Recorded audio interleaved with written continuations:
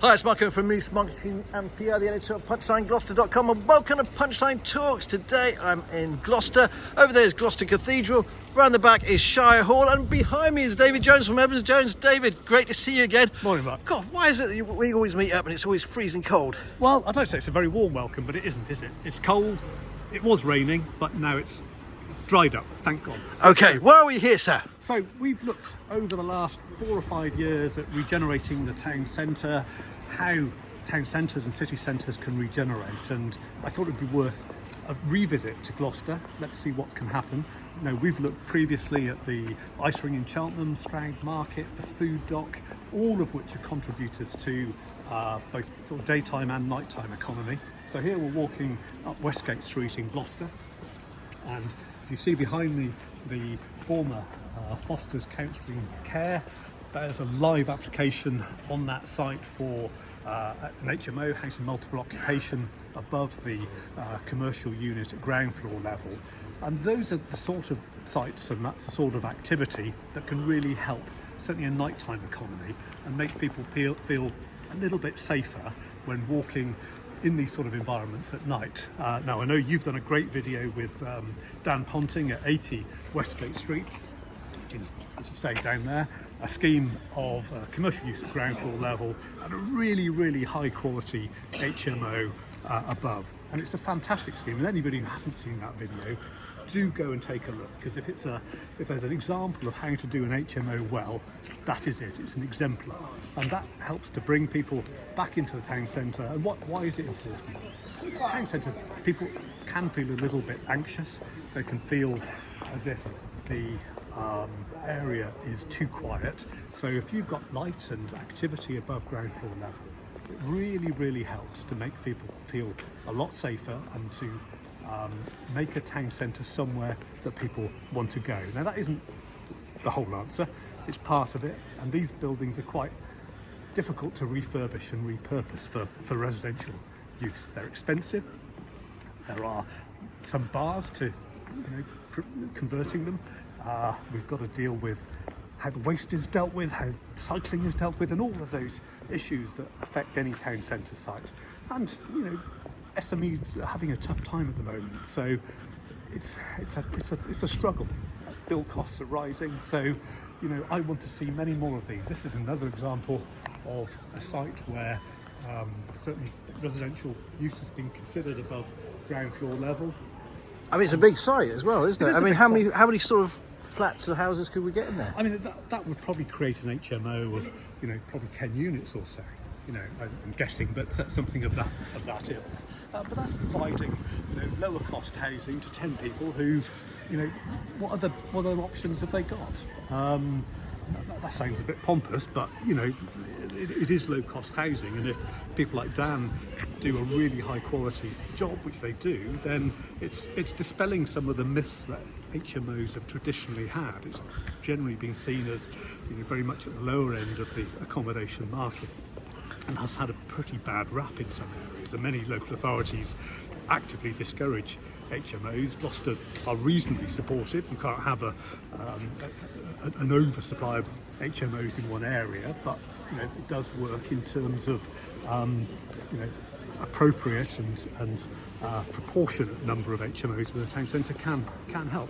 But it should be mixed with flats as well. It shouldn't all be HMOs. We need flats, and then as we move out, we need more houses. But as I was sort of alluding to, it's not all about HMOs. We need other activities within the town centre as well. In Gloucester we have got the forum, which we're wandering up to. Whether we'll make it or not, I don't know. Whether I can keep talking that long, I don't know, but I'll give it a good go. So we've got and the university obviously within Debenhams. So Debenhams is a great case in point. Former retail store that just couldn't work and would never work in this current climate. Those sort of stores are a bygone era that aren't going to be repeated. So use for the university, helping to bring much more footfall into the town centre, and that will help to contribute to that activity that is so important to see regeneration.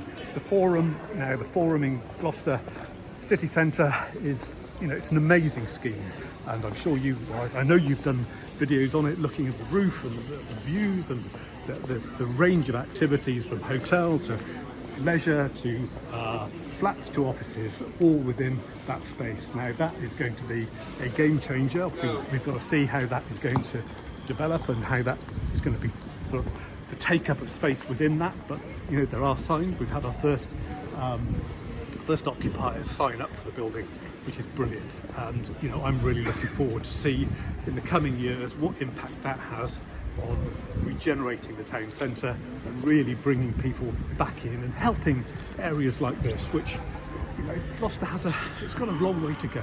I mean, if you look at the tops of all these, are you suggesting that all these could be turned into houses and flats, or when they like that in the 1900s anyway? They were all shops. They weren't shops, were they? They were houses. They were houses, and they've become then shops at ground floor level, and the upper floors almost have unused spaces. You know, they become very neglected, a little bit of storage, but the whole process of retailing is changing.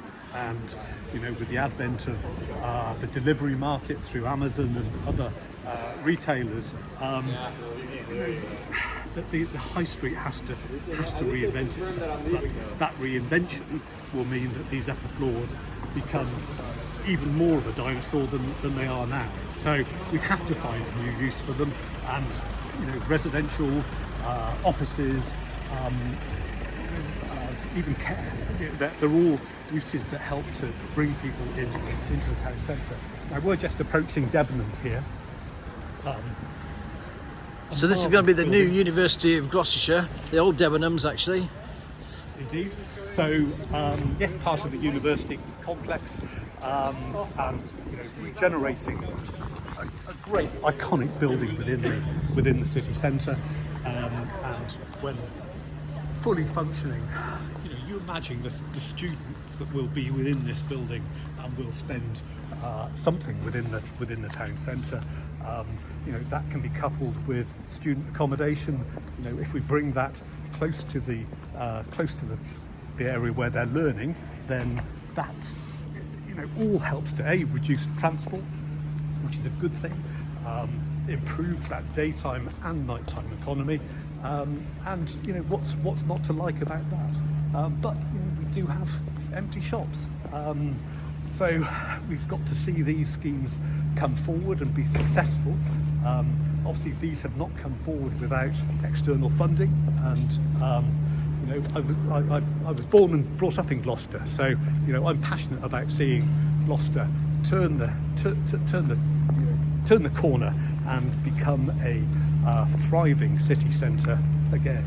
And I think the example is that, you know, without the seed funding that's been provided through levelling up and all of those other funding sources, these sort of schemes won't work. So you know, I think the future is bright. We've got to see these come forward, and we can revisit this in another couple of years and just see what has happened and how positive it is for Gloucester. David, always great to see you. Thanks ever so much for giving us your take on it. Thank you, Mark.